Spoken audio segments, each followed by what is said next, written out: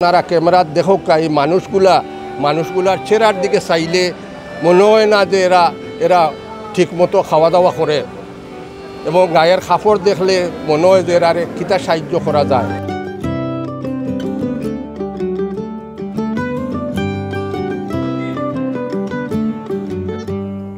এবার মাথিউরাতে বন্যায় ক্ষতিগ্রস্ত 250 জনকে 2,50,000 টাকা প্রদান করেছে বাংলাদেশ বিয়ানীবাজার সামাজিক ও সাংস্কৃতিক সমিতি ইউএসএ ইনক।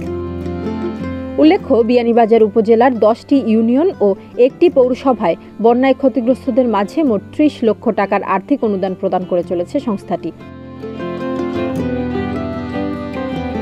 বিয়ানীবাজার নিউজ 24 এর সম্পাদক আহমেদ ফয়সালের পরিচালনা ও মাথিউরা ইউনিয়নের চেয়ারম্যান আমান উদ্দিনের সভাপতিত্বে অর্থ বিতরণ অনুষ্ঠানে প্রধান অতিথি হিসেবে উপস্থিত ছিলেন সমিতির সভাপতি আব্দুল মান্নান।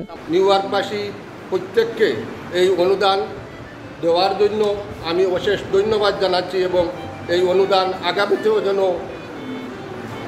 বহাল থাকে এবং আগামীতেও দেওয়ার জন্য একটা ব্যবস্থা করা হয়। এটা যৎসামান্য, এটা এনাফ না।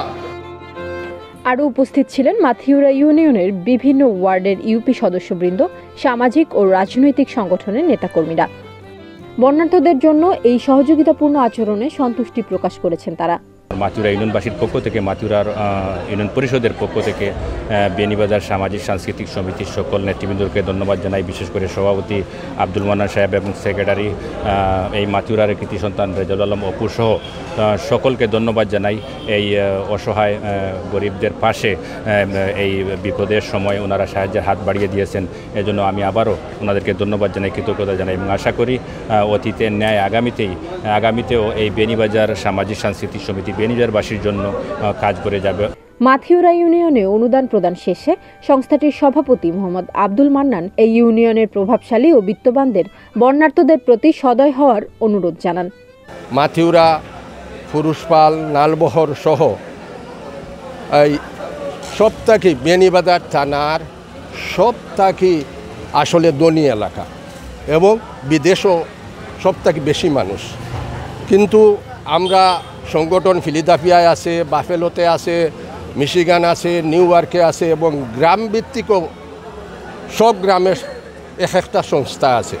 আমরা প্রত্যেককে অনুরোধ করব যে আপনারা দেশের দিকে খেয়াল রাখোকা, গরিবর দিকে খেয়াল রাখোকা, আপনারা ক্যামেরা দেখোকা এই মানুষগুলার চেহারার দিকে চাইলে মনে হয় না যে এরা ঠিকমতো খাওয়া দাওয়া করে এবং গায়ের কাপড় দেখলে মনে হয় যে এরা কিতা সাহায্য করা যায়।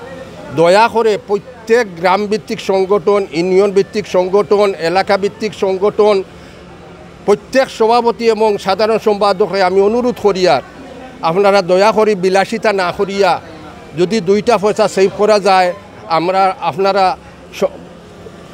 সংগঠনের পক্ষ থেকে একটা সংগ্রহ সুরক্ষা আপনার ইউনিয়নও আপনার গ্রামও কিছু পয়সা গরিবদের দেওয়া যায়নি।